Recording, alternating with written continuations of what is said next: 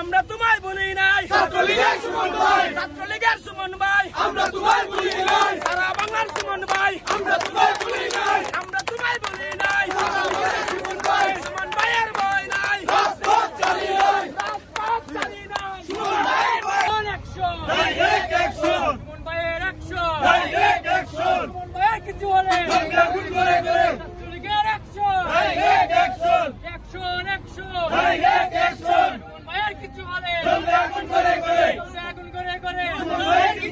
হুমকি দিচ্ছে তাদেরকে আমরা চিহ্নিত করতে চাই। আমাদের ব্যারিস্টার সুমন ভাই কোন দোষ নাই, দোষ একটাই, উনি দেশের দুর্নীতিবাজদের পক্ষে কথা বলেন, দুর্নীতিবাজদের পক্ষে কথা বলায় আজকে উনার জীবন হুমকির মুখে দাঁড়িয়েছে।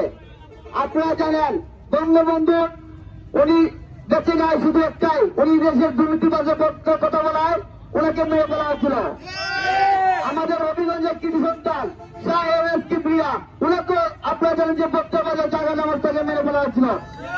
শুধু একটাই, এই দেশের জন্য করে যাচ্ছেন দুর্নীতিবাজদের বিপক্ষে কথা বলার জন্য। আমরা চাই না ব্যারিস্টার সুমন ভাইকে হারাতে, আমাদের জান দিয়ে হলো রক্ত দিয়ে হলো ওনার পাশে আমরা থাকতে, কি বলেন? এবং যত পর্যন্ত আসামিকে চিহ্নিত করা না হবে আমরা এই রাস্তাঘাট যে জায়গায় বলেন আমরা কোন জায়গা থেকে উঠবো না। হচ্ছে বড় আরো যে কোনো প্রতিবাদ বলেন সভা বলেন পারলে আমরা করতে বাধ্য হবো। এবং আপনারা জানেন এরকম নেতা যুগ যুগ করার জন্য হয় না, আসবেও না। আমরা ওনার যে কোনো প্রয়োজনের পাশে থাকবো। আপনারা জেনেছেন উনি এই জন্মের পর থেকে উনি ছোটবেলার থেকে যেভাবে মানুষের জন্য কাজ করছেন, আজকে সারা দেশে ওনার জন্য মানববন্ধন হয়, এটা আমাদের জন্য গর্বিত। কারণ আমরা সোনাঘাট মাধবপুর শুধু ওনাকে স্বপ্ন দেখি না, উনি বাংলাদেশের এমন কোন টেকটপ থেকে তেতুলিয়া উড়িষ্যা থেকে পাতুলিয়া প্রতিটি জায়গায় ওনার অবস্থান আছে।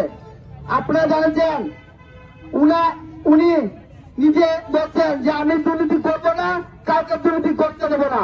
আমি ওনার পাশে ছোটবেলার থেকে বড় হচ্ছি, ওনাকে দেখেছি, উনি আমাদেরকে শিখেছেন যে কোন ধরনের দুর্নীতি আমার কাছে থাকলে এগুলো করা যাবে না।